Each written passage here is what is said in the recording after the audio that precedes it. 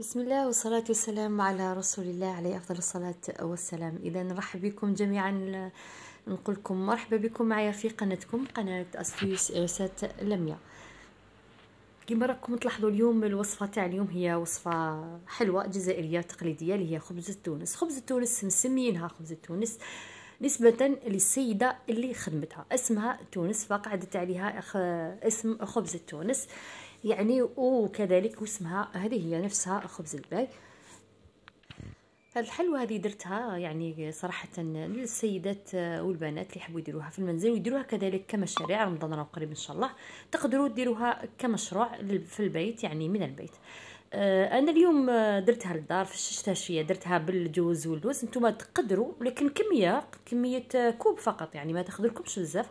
نتوما اذا حبيتوا ديروها المشاريع باش ما تتكلفلكمش بزاف ديروها بالكاوكاو. اذا نبداو بدايه على بركه الله بالشربات. اول حاجه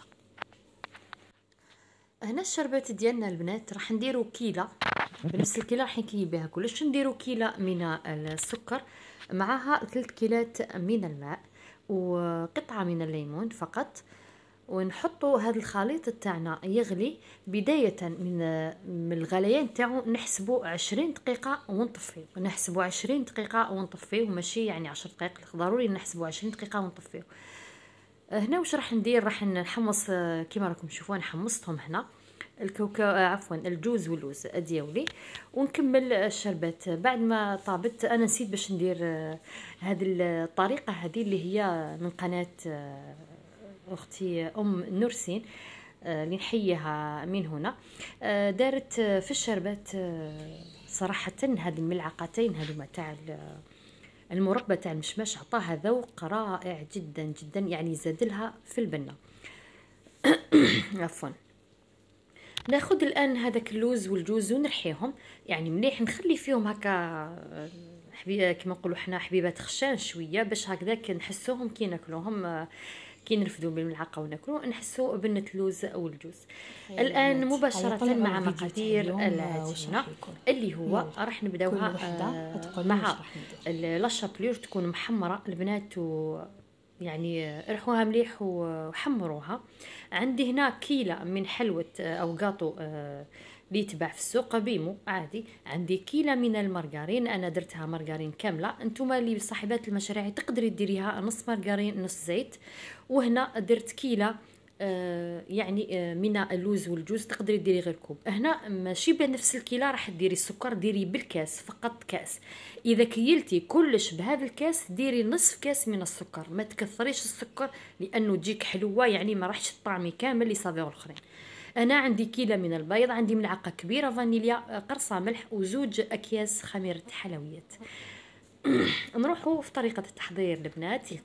يعني اليوم الفيديو وضحته لكم جيدا لانه البنات اللي يحبوا يديروا المشاريع يعني حتى بنات صغار يقدروا يديروا باش هكذا يفهمونا مليح. نخلطوا البيض تاعنا كما راكم تشوفوا حتى يذوب السكر.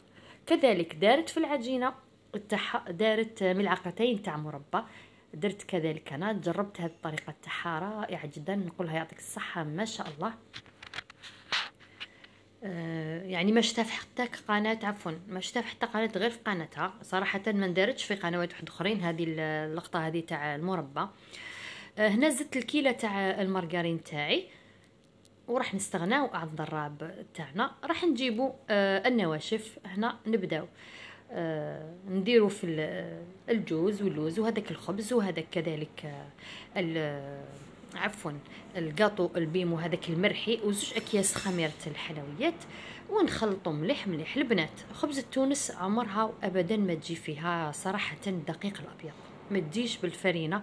كاين اللي يديروها 3 ملاعق و4 ملاعق، لا هي تجي هكذا يعني. وشوفوا راح يجي قوام تاعها راح تشوفوه في الاخير، انا كي نقطعها راح تشوفوا كيفاش دايره وتجي شاده روحها. اذا ندهنوا هنا السنيوه كذلك راح نقول لكم من هذه الكيله لهذه الصحفه اللي درتها انايا اللي كيلت بها عندكم كامل هنا الجزائريين والجزائريات. هي دارت لي سنيوه تاع 30 على 40 سنتيمتر يعني سنيوه كبيره. درتها ورفدت لي هذه الكميه كامله يعني هذه المقادير بهذيك الصحفه ولا هذيك المخفيه كما يقولوا هنا نفسها يعني. عفوا. درت لي هاد السنيوه ما شاء الله. شوفوا هنا البنات كيفاش طيبتها، هنا كيما هي كيما قلب اللوز. طيبوهم خاش كديروا فوقهم الشربات راح يروح شويه اللون. شوفوا هنا البنات، انا راح نستعمل كامل هذه الكميه تاع الشربات اللي درتها. البنات هنايا انتوما تتحكموا، اذا شفتوها شربت لكم ومازالت مستحقيه تشربوها زيدوا ديروا شويه شربات وزيدوا لها. انا زدت لها مامور هذه البنات صراحه وللامانه زدت لها.